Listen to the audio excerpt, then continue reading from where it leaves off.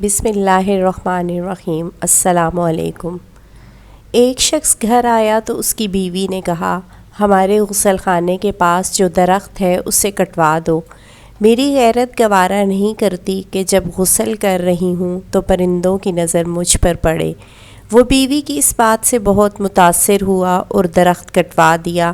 وقت گزرتا رہا۔ ایک دن وہ خلاف معمول اچانک گھر آیا تو دیکھا بیوی کسی مرد کے ساتھ مشغول تھی۔ اسے بہت دکھ ہوا۔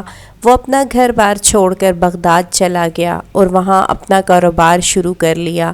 اللہ نے کاروبار میں خوب برکت دی اور اپنے روز افزوں کاروبار کی بدولت وہ بغداد کے سرکردہ شہریوں میں شمار ہونے لگا، یہاں تک کہ بغداد کے کوتوال تک رسائی بھی حاصل کر لی۔ ایک دن کوتوال کے گھر چوری ہو گئی۔ پولیس نے مجرم کا سراغ لگانے اور پکڑنے کی بہت کوشش کی لیکن ناکام رہی۔ اس نے دیکھا کہ ایک شیخ کا کوتوال کے گھر آنا جانا ہے اور کوتوال ان کی بے حد تعظیم کرتا ہے، لیکن ایک بات اس کی سمجھ میں نہیں آتی تھی کہ شیخ آدھے پاؤں پر چلتے ہیں، پورا پاؤں زمین پر کیوں نہیں رکھتے۔ اس نے کسی سے وجہ پوچھی تو اسے بتایا گیا، یہ پورا پاؤں زمین پر اس لیے نہیں رکھتے کہ کہیں کیڑے مکوڑے نہ کچلے جائیں۔ وہ شخص فوراً کوتوال کے پاس گیا اور اسے کہا، جان کی امان ہو تو عرض ہے، آپ کی چوری اسی شیخ نے کی ہے۔ جب تحقیق کی گئی تو مال مسروقہ اسی شیخ سے برآمد ہوا۔ کوتوال نے حیرانی سے کہا، ہم نے تو کبھی سوچا بھی نہیں تھا کہ یہ شیخ بھی ایسا کر سکتے ہیں، تمہیں کیسے معلوم ہوا؟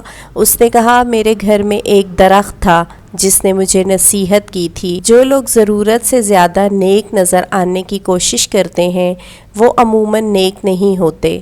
سبق: یہ حقیقت ہے کہ کچھ لوگ فیس بک کی حدود تک ہی بااخلاق رہتے ہیں، حقیقی زندگی میں ان کی شر سے ان کے محلے دار، رشتہ دار، حتیٰ کہ گھر والے بھی پناہ مانگتے ہیں۔ ایسے اخلاق نیک نامی کا کیا فائدہ جس سے صرف وہی لوگ فائدہ اٹھائیں جن کا آپ کی پریکٹیکل لائف سے کوئی واسطہ ہی نہیں۔ اکثر ایسے کرداروں سے واسطہ رہتا ہے کہ ذرا سا جھگڑا کیا ہوا وہ اپنی کمینگی پر اتر آتے ہیں، ذرا سا اختلاف کر کے تو دیکھ لیں کسی سے، اپنی ٹائم لائن پر موصوف کیا بنے ہوتے ہیں اور حقیقت میں کیا۔ اللہ رب العزت سے دعا ہے کہ ہمیں ظاہری اور باطنی طور پر اعمال صالحہ پر چلنے اور ہمارے معاملات و معاشرات پر بااخلاق رہنے کی توفیق عطا فرمائے۔ آمین ثم آمین۔